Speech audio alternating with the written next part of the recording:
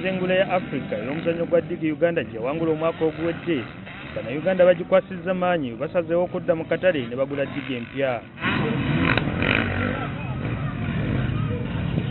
Pato Kigundu, Stavu ne Aviv Holland be bamu ku bazannyi ba ttimu y'eggwanga be tusanze nga bagezesa ddigi empya ze baatuusizza.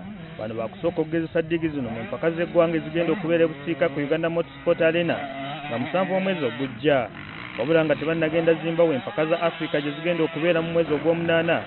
Pato Kigundu agamba nti ayagala kusooka kweyambisa ddigi eno okuyunga obubonero bw'azzaasuula mu lwokaano lw'engula y'eggwanga. Guno mwaka nyinyi points nyingi nnyo. Bike eri Kawasaki Cakes yansumbuwanga nnyo, nafunye Suzuki RM nakulwana nnyo ngezeeko okugya points ezo mu events esigaddeyo.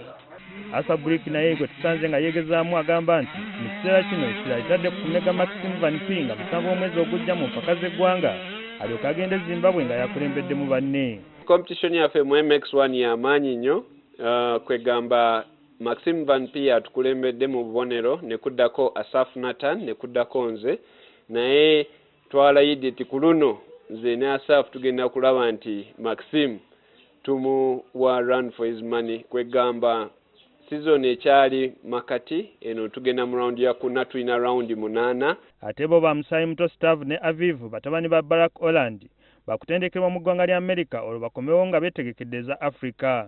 Wabula bano bagamba nti baagala kusooka kukakkanya 14 center mu mpaka z'eggwanga balyoke bagende mu Amerika. Sam Mpoza, NTV.